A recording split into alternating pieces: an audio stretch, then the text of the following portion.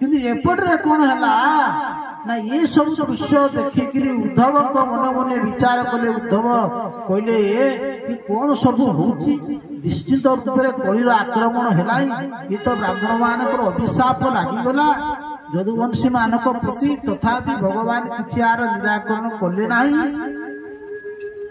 आज उद्धव आसिक पहुंची गले कोटि ना भगवान द्वारिकानाथ पाखे आज द्वारिकानाथ पाखे आज पहुंची जिते भगवान उद्धव को देखीदे भगवान उद्धव भगवान संपर्क लगे कौन ये जान भगवान उद्धव भगवान श्रीकृष्ण उद्धव संपर्क कौन लगे कौन ना भाई किंतु हिसाब कौन ना कहते जे उद्धव होती भगवान भाई केमी हिसाब से भाई है ना वसुदेव गोटे भाई थे ना देवभा देवभा कंसा नामक पत्नी बृहत बल नामक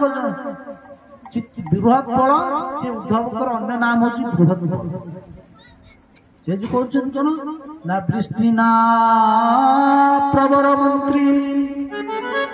कृष्णस्य द्वैत सखा कहले वृष्टिमान जे मंत्री आउ कौन कहले वृष्टिना प्रवर मंत्री कृष्णस्य द्वैत सखा भगवान अति अंतर सखा कौन ना शिष्य बृहस्पति साक्षात बृहस्पति कहले देवगुरु बृहस्पति पुत्र तेणु से हिसाब रे उद्धव जन्म होती भगवान श्रीकृष्ण भाई होकरी एक यदुवंशी मानकर मंत्री भारी बुद्धिमान सबु क्षेत्र में भगवान उद्धव द्वारा मंत्रणा कर भाई उद्धव तमें जहा कह भगवान अंतर कथा उद्धव ही बुझी था से तो गोपी मान पाखु भगवान कौन कले कहले गच्छ उद्धव ब्रजम सम्यम पितृमातृ हे उद्धव तुम्हें जाओ जाओ टिके मो माँ मो बाबा आ मोर गोपी मान मत वियोग मोर जो वियोगर संदेश देकर आस संसार तुम बाकी आउ कई ना तुम्हें टिके गोपी मान को बुझे देकर आसब हे गोपी माने तुम्हें कहीं कांदुच तुम्हें जहाँ कांदुच अरे सी पूरा सर्वघट घट भितर विद्यमान अच्छे अरे से कौटी नाम सी ब्रह्म तुम्हें भूली जाओ